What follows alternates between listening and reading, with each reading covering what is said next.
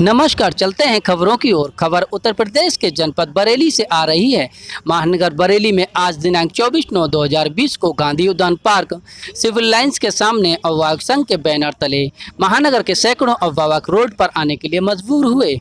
अभिभावकों का कहना है वैश्विक महामारी कोरोना में सारे काम चौपट हैं, व्यवसाय बंद हैं। ऐसे में हम अपने बच्चों की फीस जमा कहाँ से करें। एक अभिभावक का कहना है कि सरकार मुझे आदेश दे ताकि अपनी किडनी बेचकर बच्चे की फीस जमा कर सकूं। धरना भी नहीं है, एक प्रदर्शन है। ये हम लोग मांग रख रहे हैं कि क्या मांग है? इस समय देखिए कोविड काल जो पैंडेमिक है, इसमें बहुत लोगों की नौकरी चली गई, किसी को कंसेशन होकर फीस मिल रहा है, किसी के बच्चे आप देखिए हमारे साथ में हमारे ड्राइवर आए, उनके दोनों बच्चे निकाल दिए गए नौकरी से, तो घर में अकेले ये कमा रहे हैं, कहाँ से फीस भरेंगे। मतलब एक छोटे लोग, इन लोगों के लिए मैं आज यहाँ पे आके खड़ी हुई हूँ। और जो अंकुर सक्सेना जी अभिभावक सबने कहा है, भले ही मैं इनके साथ कनेक्टेड नहीं लिखा एज ए सोशल वर्कर, मैं आज इसीलिए यहाँ पर आई हूँ कि कम से कम 3 महीने की क्वार्टरली फीस तो माफ होनी चाहिए। 3 महीने, क्योंकि ना इस समय ट्रांसपोर्ट का खर्चा दे रहे हैं, लैब का नहीं दे रहे हैं, कुछ नहीं दे रहे हैं, पढ़ाई जो ऑनलाइन हो रही है उसकी कोई ऑथेंटिसिटी नहीं है, और बच्चा कम पढ़ रहा है, माएँ ज़्यादा पढ़ रही हैं, तो इससे उन बच्चों को कुछ नहीं आ रहा। तो हमारा मेन कहना ये है कि कम से कम 50% नहीं तो कम से कम क्वार्टरली फीस तो आप एक पूरा शासन पे जाए, शासन देश आ जाए कि 30% 3 महीने की फीस पास हो जाए। कि जिस तरीके से स्कूल के अंदर खाली ट्यूशन फीस दी जाए, जैसे बहुत से बरेली में ऐसे स्कूल हैं जहाँ पर डाइट के चार्जेस लिए जाते हैं, बिल्कुल लिए जाते हैं, बच्चों को डाइट ना दी जाके और बराबर चार्जेस बराबर लिए जा रहे हैं।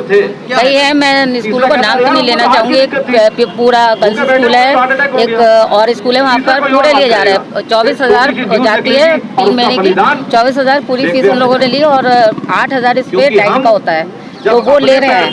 हम लोग गए वहाँ पर करने, लेकिन माना नहीं माना। तो आप क्या चाहते हैं? आप क्या लड़ाई लड़ेंगे? यही मैं कह रही हूँ कि 3 महीने की एटलीस्ट माफ कर दे तो इसमें बहुत राहत मिलेगी। मध्यस्थता रखे ये पूरा प्रकरण चल रहा है, क्या कहना है? बिल्कुल, ये बिल्कुल सही चल रहा है। इस पे सरकार को सबसे पहले ध्यान देना चाहिए। आज की मेरा एक सवाल है, योगी जी ने जैसे कहा कि शिक्षकों को फीस कहाँ से दी जाए जब वो अपनी सैलरी लेंगे। मेरे सरकार से एक सवाल है कि 3 महीने जब लॉकडाउन रहा, जब चल रहा था, तो किसके पास सैलरी आई या किसके पास रोजगार रहा है, किसके शॉप लिए, तो ये 3 महीने की फीस क्यों नहीं माफ की जा रही है? जब एक 300 रुपये कमाने वाले रिक्शे वाले ने भी अपना घर चलाया है, तो ये शिक्षकों की जो ये टीचर है, इनकी इतनी फिक्र क्यों है सरकार को? क्या वो लोग अपना 3 महीने के लिए अपना घर मैनेज नहीं कर सकते? क्या उनके बच्चे स्कूल में नहीं पढ़ रहे हैं? तो ये फीस माफ होनी ही चाहिए। इस वक्त एक आम आदमी का घर चलाना मुश्किल हो रहा है, तो ऐसे में वो फीस कहाँ से लाए? स्कूल में बच्चों को कैश में नहीं फीस जमा नहीं होती है, तो इस बारे में क्या कमेटी एक्शन लेगी, कार्रवाई होगी? बिल्कुल, इस पे एक्शन लेंगे, उनसे बात करेंगे और इसकी हम शिकायत उच्च अधिकारियों से करेंगे, जिसके खिलाफ कार्रवाई की जाए। कि जिनके पेरेंट्स अगर पैसे नहीं दे पा रहे हैं तो उनके लिए क्या करा जाए, क्योंकि बच्चों की पढ़ाई अगर रुकेगी तो उनका कौन होगा? इसलिए हमारा अभिभावक संघ इसके लिए जरूर कार्यवाही करेगा और उच्च अधिकारियों से शिकायत करेगा। और योगी जी से मेरा निवेदन है, सरकार से मेरा निवेदन है कि इस पर फौरन देखा जाए और फीस के लिए कुछ ना कुछ किया जाए, वरना आने वाले टाइम में बच्चों का फ्यूचर बहुत बेकार हो सकता है। अगर नाक कटना शुरू हो गए तो इसके जिम्मेदार कौन होगा? कौन? मैडम, बराबर धमकी दी जा रही है स्कूल में, मैसेजेस आ रहे हैं कि अगर हम टेस्ट तो हम दिलवा दे रहे हैं, लेकिन कॉपी तभी चेक होगी जब आप फीस जमा करेंगे। तो एक बात बताइए कि अगर ये फीस अगर जमा नहीं होगी तो अभिभावक क्या करे? बिक जाए या मर जाए, कर जाए, क्या करे? इससे वो अपनी फीस दे, अपना घर चलाए या बच्चों की फीस दे।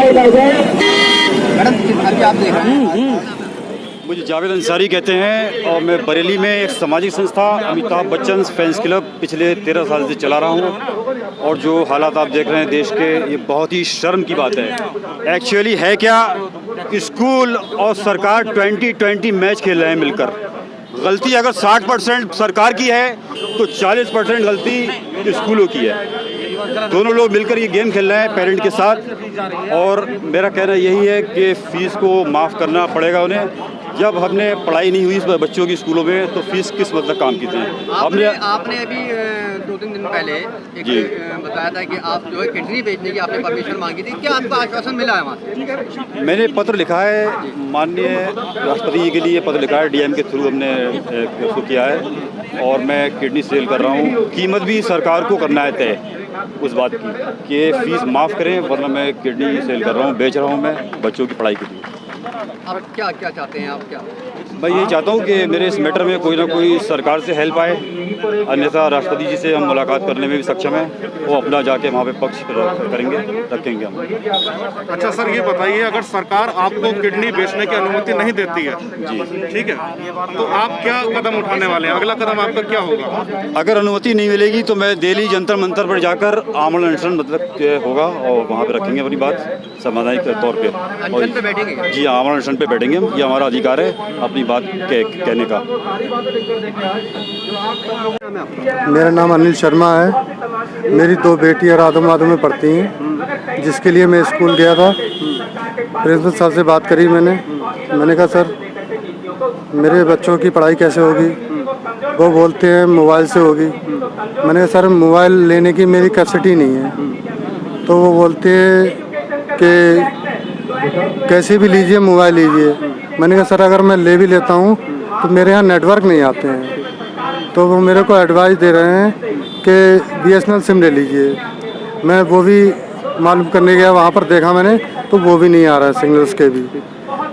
तो जो है और मैंने 2 किताबें मांगी तो वो कह रहे हैं कि फ़ीस जमा करेंगे तभी किताबें मिलेंगी। आप क्या करते हैं? मैं एक ऑटो चालक हूँ और मेरा मकान जो है BDA रामगंगा नगर कॉलोनी में है, सेक्टर 7 में, जिसकी EMI भी मैंने अभी तक जमा नहीं करी। मोबाइल कौन था आपके पास? और मोबाइल मेरे पास एक कीपैड वाला है जिसके सिग्नल नहीं आते हैं। जीने पे रखता हूँ मोबाइल तब भी सिग्नल नहीं आते हैं। कैसे पढ़ाई कराते हैं बच्चों को? पढ़ाई नहीं हो रही है सर, बंद है बिल्कुल पढ़ाई मेरे बच्चों की। बच्चे मेरे ख़राब हो रहे हैं। मैं मजबूर है, क्या करें, पैसा नहीं है, आर्थिक स्थिति खराब है।